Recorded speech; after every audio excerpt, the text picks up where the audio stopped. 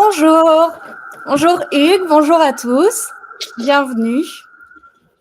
Hello, bonjour Julie.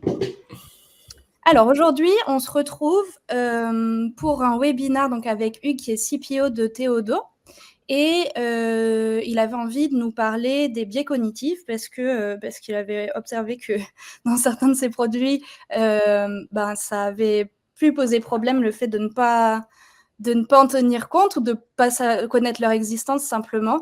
Donc l'idée aujourd'hui, c'est de vous partager ces enseignements et moi, je vais me retirer pendant sa présentation. Je viendrai ensuite pour lire toutes vos questions. Moi, je m'appelle Julie et je suis responsable de l'école Maestro. Maestro, c'est l'école du Product Management. Je vous en parlerai plus en détail tout à l'heure. Ce que je vais faire maintenant, c'est que je vais vous poser un petit sondage pour que vous puissiez nous dire quel est votre métier. Ça nous permettra d'adapter un petit peu le webinaire.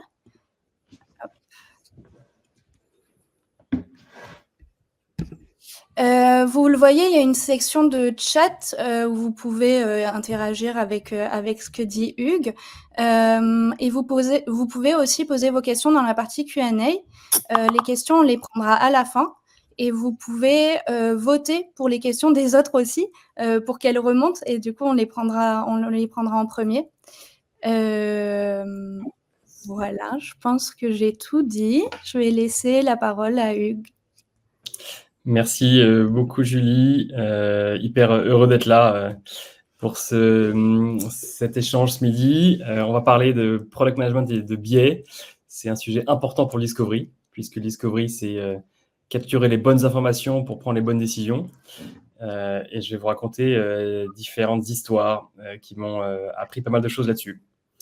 Si on prend un peu de recul, si on se rappelle ce qui s'est passé cet été, on a tous vibré pendant les JO. J'imagine vous aussi, derrière l'écran ou sur place. J'ai eu la chance, moi, de vivre 3 sessions. J'avais eu un pack. Alors, vous pouvez dire dans le chat ceux qui reconnaissent les 3 sports. Bonus pour celui qui reconnaît les 3 sports. J'y ai emmené ma famille, j'ai 2 enfants, j'avais des nièces, j'étais avec mon frère. Au début, on appréhendait un peu, on se demandait est-ce que c'est compatible avec les enfants, est-ce que ça allait bien se passer, la foule, etc. En fait, on a eu, ça s'est bien passé, tout s'est bien passé, il n'y a pas eu d'altercation, pas d'incident majeur. Et même pour ceux qui étaient à Paris, c'était le bonheur dans les transports. En fait, on n'a jamais vu un pareil comme ça. Mais on a été en fait très chanceux. La plateforme pour piloter la sécurité urbaine était pas prête, pas complètement prête, à cause d'un truc tout bête, à cause d'un biais cognitif qu'on appelle l'effet du garage à vélo. Alors là, ça aiguise votre intérêt, je vais vous en dire plus. Voilà, c'est une histoire parmi d'autres, mais c'est exactement ça. Je vais vous raconter comment les biais peuvent avoir un impact sur les produits et avoir un impact sur nos vies. Bonjour à tous, moi c'est Hugues, je suis dans le produit depuis plus de 15 ans, spécialisé en discovery de produits B2B complexes. Aujourd'hui, je suis chez Théodo, c'est une agence de conseil et delivery tech et IA en charge de l'expertise et des offres produits. Et donc, j'ai 3 aventures produits à vous partager dans différents contextes. B2B, on commencera par la plateforme de sécurité urbaine, également une application de location en libre service, également un SaaS dans la cloud tech. Et en fait, sur ces 3 aventures produits, il m'est arrivé des petits incidents. J'ai été challengé parce que j'avais négligé certains aspects et en fait, j'ai été trompé par en fait 3 biais cognitifs qui ont détourné mon attention et qui m'ont fait prendre des mauvaises décisions. Je vais commencer par une première illustration et un premier biais. Donc, c'est la plateforme de sécurité urbaine qui s'appelle la Security Digital Platform. C'est une grosse plateforme avec beaucoup de use cases. Elle a été utilisée pendant le déconfinement en 2020. C'est un système qui permet de piloter les différents événements et différents flux de personnes dans des villes, mais aussi pendant des grands événements autour des infrastructures sportives ou de spectacles. Ça permet en fait à des centres de contrôle commande piloter, comme on voit là-haut, avec des opérateurs vidéo, de regarder, de suivre en temps réel les caméras, d'identifier des incidents, d'aller faire des détections sur place et après de lancer des interventions. Donc, c'est connecté avec tous les systèmes, tous les caméras, les capteurs de la ville. Et ça fait appel à de l'IA pour fusionner les informations de ces différents capteurs. Donc, il y a beaucoup de use cases, notamment un qui était pour le déconfinement. Il y en a un autre qui, dans les années en 2022, commençait à être travaillé. C'est un use case très innovant qu'on appelait suspect tracking. Vous avez tous déjà pris le train et vous avez déjà tous eu des galères de délai à cause d'un bagage abandonné. On voulait résoudre ce pain point-là. Et en fait, les bagages abandonnés, on voulait les traiter en 3 temps. Il faut d'abord repérer avec des caméras où est le bagage abandonné, revenir dans l'historique des vidéos pour identifier la personne qui a déposé le bagage. Et à partir de là, quand on a identifié la personne, on peut capturer sa photo et identifier, faire de la reconnaissance faciale pour après la suivre en temps réel dans les couloirs, dans les différents déplacements pour vérifier son intention et éventuellement déclencher une intervention. Vous voyez, c'est un use case assez ambitieux qui avait destination les grands événements comme les JO et comme d'autres grands événements aussi dans différentes villes en France. Et en fait, ce qui était vraiment très, très compliqué et qui nous a pas mal occupé, c'était en fait le workflow de l'opérateur vidéo qui, dans son centre de contrôle-commande, regarde les différentes caméras, essaye de faire les pauses sur le bagage ou les pauses sur la personne. Il y a beaucoup de tâches qu'il fait manuellement. On voulait aussi l'aider avec des tâches automatiques. Mais donc, insérer des tâches automatiques, mais aussi de l'IA dans un workflow très manuel, c'était très challenging. Ça nous a posé beaucoup de questions. En fait, on a beaucoup itéré sur différentes versions de l'expérience utilisateur pour l'opérateur vidéo. On voulait vraiment lui simplifier la vie et qu'il ait les bonnes informations pour prendre les bonnes décisions et qu'il ne perde pas de temps, parce que là, c'est très sensible au temps et on n'a pas le droit de perdre une minute ou de faire des allers-retours et de faire des changements d'écran inutiles. On s'est vraiment focalisé sur ce risque, on va dire, UX, et pour aider l'opérateur à bien prendre les bonnes décisions. Et en fait, quand on a commencé à se brancher en prod, voilà ce qui s'est passé. La qualité de la compression vidéo ne permettait pas du tout de faire de la reconnaissance faciale. Donc là, il y a eu un petit blanc. En fait, on s'est vraiment focalisé sur la mauvaise conversation. On a traité le risque d'expérience utilisateur de vidéo opérateur beaucoup plus que le risque le risque de faisabilité technique du côté du streaming vidéo. On a vraiment, en fait, on s'est trompé et on a beaucoup trop itéré sur un sujet qui nous a, en fait, éloigné notre angle mort du risque technique. C'est un peu comme, il y a une anecdote assez connue qui dit, pendant le lancement d'une nouvelle centrale, une réunion d'1 heure avec tous les grands décideurs, les 15 premières minutes, il y a le plan technique de construction et de design de la centrale qui a été présenté. Tout le monde est d'accord, enfin, personne n'a de questions, les gens valident, on passe au sujet suivant. Deuxième sujet, en fait, c'était la couleur du garage à vélo. Et là, s'ensuit un débat enflammé de quelle va être la couleur, plutôt vert, plutôt parce que c'est plutôt green, plutôt rouge, etc. Et la matière, etc. Et en fait, les gens passaient 45 minutes à parler de quelque chose de trivial. Ça s'appelle l'effet du garage à vélo. Les gens adorent passer beaucoup plus de temps sur des sujets triviaux parce qu'en fait, c'est plus facile de contribuer. On lève la main, on s'enthousiasme. Vous avez tous déjà vécu, je pense que vous pouvez me dire dans les chats si ça vous rappelle des discussions avec les stakeholders sur la couleur du bouton. La fameuse discussion sur la couleur du bouton, c'est parce que, en fait, c'est plus facile de parler de la couleur du bouton que de la stratégie produit ou de l'impact business. Et donc maintenant, vous voulez peut-être savoir comment on va éviter cet effet du garage à vélo. On l'appelle aussi la loi de futilité de Parkinson. Pour éviter cette futilité et tomber dans les mauvaises conversations, il y a deux grosses recommandations. La première, c'est pour vous, chacun de nous, tous les jours, en fait, on doit être très vigilant à timeboxer nos conversations en fonction de leur importance. Et notamment les discussions triviales, les passées, et les décisions triviales, les passées en asynchrone. C'est ce que déjà, je pense qu'on fait tous grâce à Notion, à Slack, mais être vigilant dans les discussions, les meetings en présentiel ou en remote, les meetings d'être clair sur l'agenda, du temps consacré à chaque sujet, sinon c'est ça qui fait déraper. Et vous pouvez être sûr que ce qui fait déraper, c'est toujours les sujets, ou le menu de la cantine, ou le menu du repas de Noël. Donc en fait, premier point, c'est ça. Et vous, en tant que PM, j'ai vu que vous étiez la plupart PM ou chef de projet dans l'interaction, dans le Q&A. En fait, on doit tous, notamment en phase de lancement de produit ou même en run, adresser les risques les plus complexes d'abord.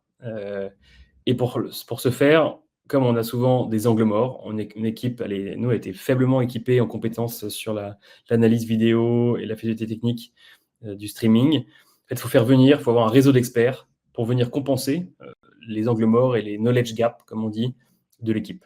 Donc, vous devez constituer votre réseau d'experts en fonction de votre sujet et des plus gros risques pour venir vous challenger et vous apporter d'abord les réponses. Donc, commencez par ce qui est finalement en dehors de votre champ de compétences et en faisant appel à des experts. Voilà le premier exemple et premier biais. Le second, je vais vous raconter une autre histoire qui est dans le monde de la mobilité. Ça remonte un peu, c'était en 2016. Vous excuserez, je suis un peu un boomer. Donc, c'était le début de la mobilité partagée. C'était une solution de location de voitures en libre service, qui est maintenant un peu, je dirais, une commodité qui est répandue avec l'ouverture d'un véhicule avec un smartphone. Ça permettait à des loueurs de voitures d'offrir un service où on va directement à la voiture sans passer par le comptoir. Cette solution-là, il y avait une application mobile, une plateforme cloud dont j'étais en charge, aussi des devices hardware dans le véhicule. On a donc c'était un partenariat entre Capgemini et Valeo. On a lancé en grande pompe notre produit Moving Blue au Mondial de l'Auto en 2015. C'est comme cette semaine d'ailleurs, c'est d'ailleurs le Mondial de l'Auto également. Et on avait une superbe campagne marketing avec le cas d'usage principal, le consultant qui se déplace et qui doit aller pick-up un véhicule à son arrivée du train pour aller faire un rendez-vous. Donc, on était vraiment très clair sur notre use case, assez clair sur notre persona. Et en fait, vraiment, l'utilisateur pour lequel moi et toute l'équipe tech ont développé le produit, c'était cette personne-là. C'était ce consultant CSP+, qui était pressé, qui avait besoin d'un service premium pour aller vite à son rendez-vous. Et en fait, les vrais users qui avaient besoin et qui ont trouvé notre produit désirable, c'était eux. C'était des touristes allemands qui descendaient de l'avion tous en même moment et qui avaient en fait 2 heures de queue devant les agences de location le vendredi soir ou le samedi matin, au moment des grands départs, des départs en vacances sur le pourtour méditerranéen à la saison estivale. On était en fait complètement à côté sur notre profil de client idéal et ça a duré 2 ans. On a perdu 2 ans parce qu'en fait, notre campagne de marketing a influencé nos décisions produits. En fait, la campagne de marketing m'a fourni un modèle mental clé en main, c'est le cas de le dire, qui était en fait le consultant CSP qui se déplace. Et du coup, on a pensé notre produit en pensant à ce user-là. Et on est allé du coup beaucoup trop loin et on a oublié d'avoir d'autres segments et d'autres cibles en tête.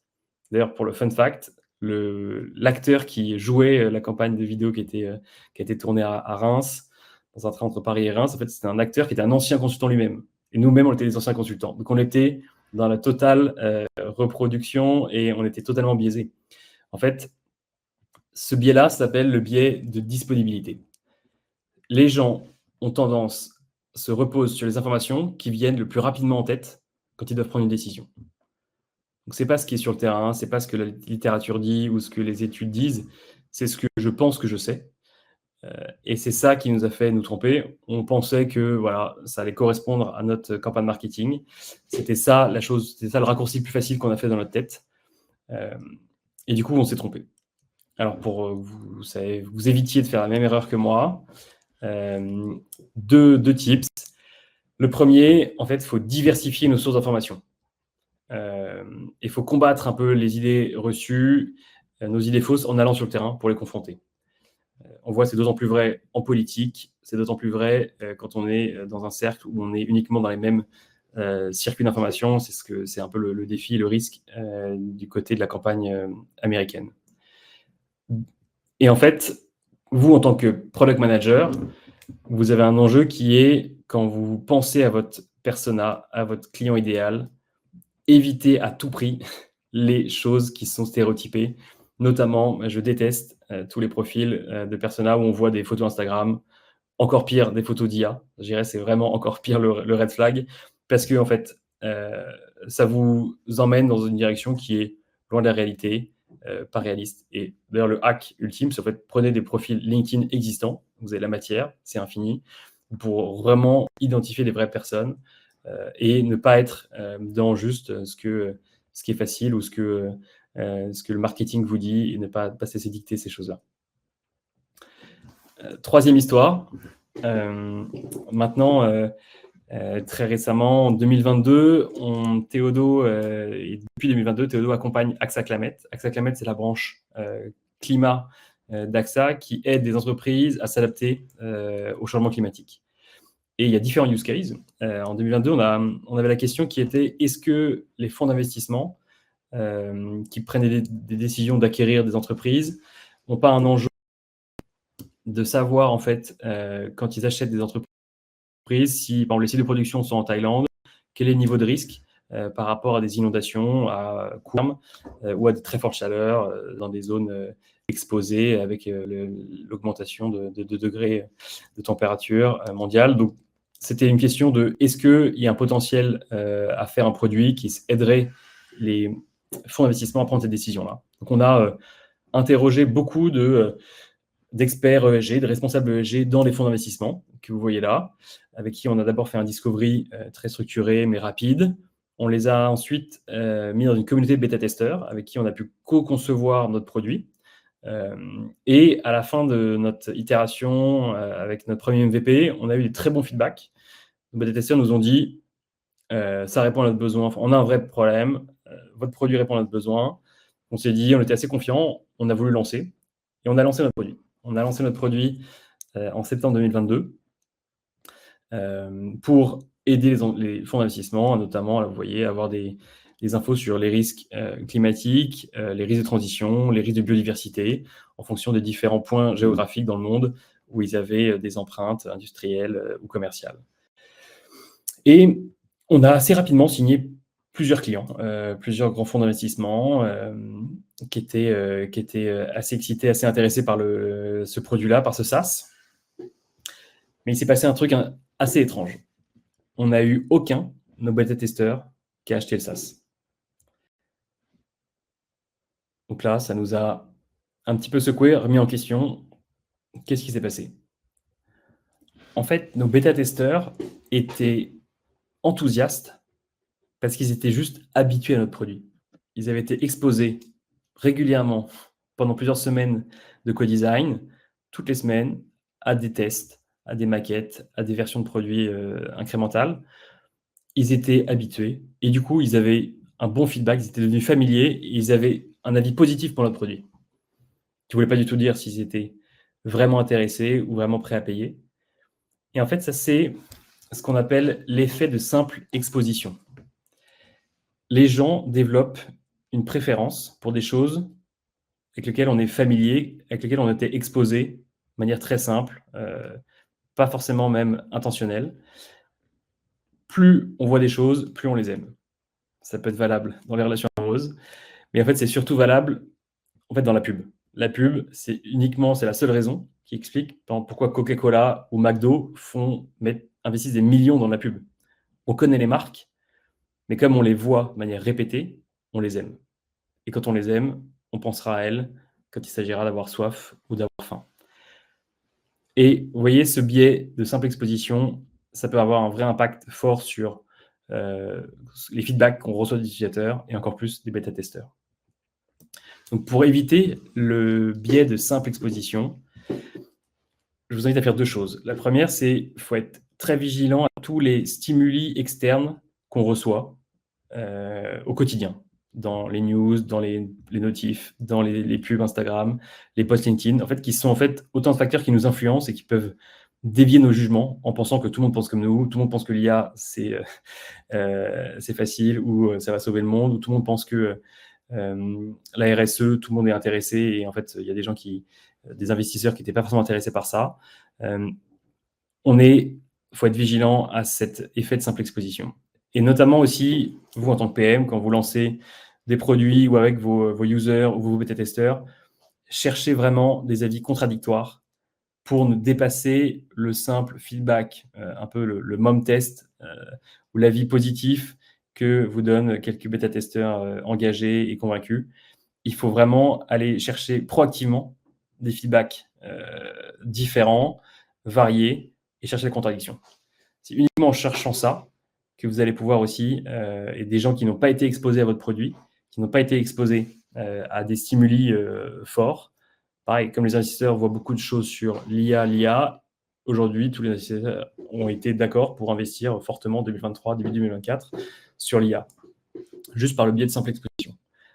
On va apprendre avec le début de la crise et le début de l'explosion de la bulle, autre chose qui se prépare. Donc voilà le troisième biais. Je vous fais maintenant un petit récap et une petite cheat sheet pour vous les PM. Il faut la prendre en photo. Vous aurez aussi le replay YouTube. Je vous les récapitule. Le premier effet, le garage à vélo ou la loi de futilité de Parkinson. Les gens adorent passer du temps sur les sujets triviaux. Et c'est même dans la conversation, c'est proportionnellement inverse à l'importance des sujets. Donc là, il faut combattre ça, amener des experts qui vont vous ramener sur des vrais sujets et qui vont vous dire si vous êtes sur la bonne conversation. Deuxième, on repose sur l'information à disposition et à vous d'éviter les raccourcis que notamment les images permettent. Tout ce qui est visuel, métaphore, ça va vous emmener vers un biais parce que c'est des choses qui vont vous rester en mémoire. Pour prendre une bonne décision, passer par l'écrit, du rédactionnel, un exec sum, un one-pager bien structuré, plutôt que des personas avec des photos ou des convictions ou des chiffres même un peu gloomy. Et troisième, il faut que les gens, l'effet de simple exposition, les gens préfèrent apprécier les choses parce qu'ils ont été exposés à ces choses-là et ils sont devenus familiers. Faites attention aux gens qui ont juste été exposés à votre produit, qui vont vous faire des feedbacks qui sont erronés et imparfaits et pas représentatifs de la réalité du reste de vos clients et prospects potentiels. J'espère que ça vous a plu. On aura quelques temps pour les questions et je serais aussi ravi, moi, d'entendre si vous avez des aventures produits, des fails produits qui peuvent aussi, qui ont été provoqués par ces biais-là. Ravi d'en discuter offline ou sur LinkedIn. Hâte de voir vos questions. Merci beaucoup, Hugues. Super intéressant. Je vais vous parler brièvement de Maestro et après, on prendra vos questions. Donc, n'hésitez pas à les poser dans la partie Q&A. Alors, je ne sais pas si ici, il y a des personnes qui s'intéressent au product management. Je trouve que ce dont Hugues a parlé, ça donne envie et à la fois pas.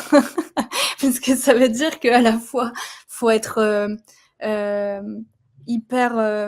comment dire ? Ouais, faut faire attention un petit peu à tout et aux collaborateurs. Faut être un peu suspicieux, en fait, quand on prend des décisions et suspicieux aussi des personnes avec qui on travaille. Mais évidemment, ça veut dire que quand on prend des bonnes décisions, on est hyper content. Et puis, ça fait aussi partie du métier du product de se remettre en question et de se tromper, d'essayer, de réaliser aussi que parfois ça fonctionne pas et de savoir revenir en arrière. Je pense que ça, c'est vraiment une grosse capacité que doivent avoir les PM, la capacité d'humilité, de remise en question, etc. Et donc, tu nous prouves ça aujourd'hui par ta démonstration. Et je trouve que du coup, c'est hyper intéressant. Donc Maestro, nous on est l'école du product management, donc on forme des personnes qui veulent se reconvertir. qui en général ont travaillé un petit peu dans le digital avant, qui connaissent un petit peu le métier de PM et qui veulent donc évoluer vraiment vers ce rôle-là. On propose des formations qui sont en distanciel et en présentiel, donc vous voyez les dates des prochaines formations. Si ça vous intéresse, vous avez le lien. Je vais vous partager le lien de l'agenda de Camille pour prendre rendez-vous avec elle si vous voulez en parler. La particularité de notre formation, c'est que déjà, on a beaucoup d'intervenants parce que nous, ce qu'on pense, c'est qu'il y a beaucoup de façons de faire du product management et ça dépend des structures, mais ça va dépendre aussi des personnalités de chacun et du background de chacun, de leur expérience. Donc, c'est pour ça qu'on vous propose beaucoup d'interventions avec beaucoup d'intervenants différents. Donc, il y a à peu près 25 intervenants sur chaque formation. Et par ailleurs, chez Maestro, on a à cœur de pratiquer. Comme je vous disais, en fait, c'est hyper important pour un PM d'essayer, de se tromper, de faire des erreurs, d'apprendre de ses erreurs. Et donc, la mise en pratique est hyper importante chez nous. Et donc, nous, on vous propose environ 20% de théorique et 80% de pratique sur tout le module de formation. Voilà, on organise des Maestrix très régulièrement avec Maestro. Donc les Maestrix, c'est nos webinars. Si ça vous intéresse, vous pouvez vous pouvez nous retrouver sur Meetup, vous pouvez vous inscrire pour être au courant de tous les prochains.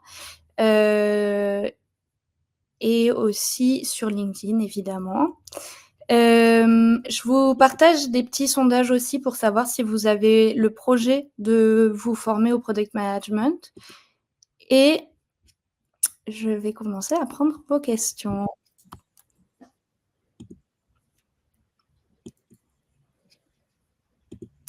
Alors, on a une question qui dit, du coup, quel biais a impacté, ou presque, à la sécurité des Jeux Olympiques ? Ouais, donc c'est alors un petit peu exagéré, c'est mon premier exemple de la plateforme de sécurité. C'est la loi de futilité de Parkinson. On avait plus parlé d'un sujet UX que de la capacité et de la faisabilité technique de la reconnaissance faciale quand il y a du streaming vidéo basé sur des caméras de mauvaise qualité. Donc en effet, c'est plutôt cette loi de la futilité, c'est ce biais-là.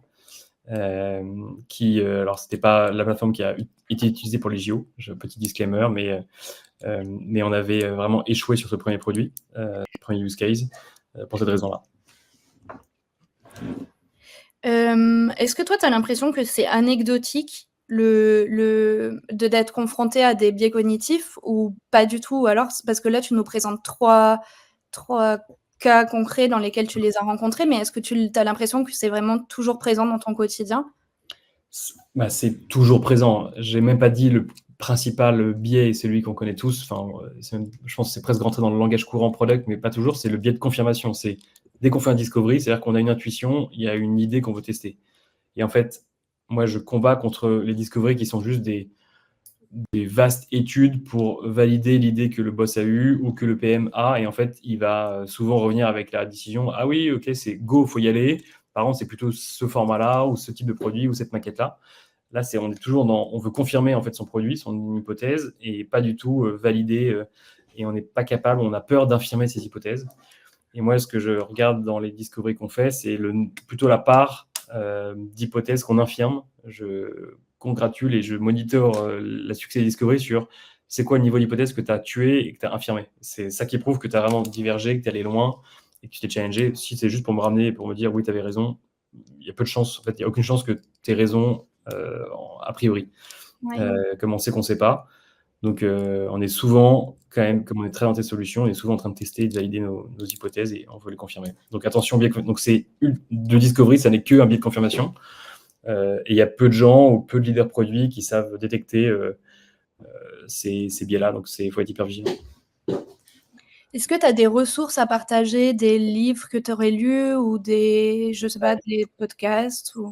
Il y a une super newsletter sur les biais cognitifs qui m'a beaucoup inspiré, qui est Aurélien Masson, que je salue ici au passage. Je vous mets le lien là, je vous mets le lien, qui s'appelle la newsletter des biais cognitifs. C'est un Substack. Et c'est lui qui m'a fait découvrir ces biais cognitifs-là. Et donc, en fait, il y en a plus d'une cinquantaine. Donc, j'en ai fait juste 3 là. Et dans la newsletter, il en couvre un par semaine. C'est hyper rigolo et hyper dynamique. Ok, super. Tu es en train de l'écrire dans le chat? Dans le chat, ouais. Ok. Et je connaissais pas le merci pour Alan pour le livre Misbehaving, Richard Thaler. Trop cool.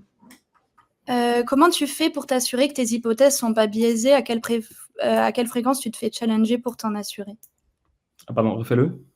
Alors, comment tu fais pour t'assurer que tes hypothèses sont pas biaisées? Ouais. Si tu fais quelque chose, à quelle fréquence tu le fais pour te challenger et t'assurer qu'elles le sont pas? Ouais.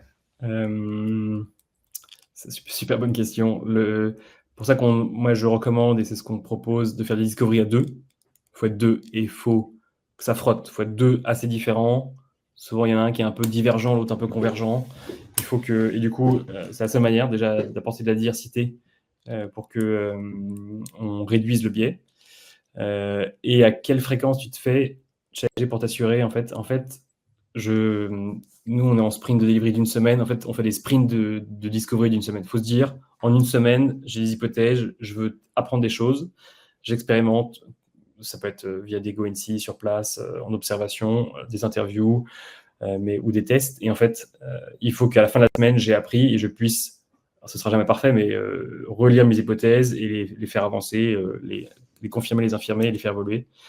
Moi, je n'aime pas les guides d'entretien qui sont les mêmes pendant 3 mois d'entretien utilisateur.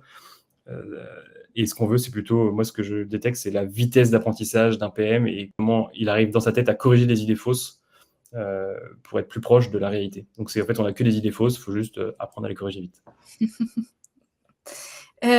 Comment accéder à des retours supplémentaires si on n'a qu'un pool de testeurs? Ouais.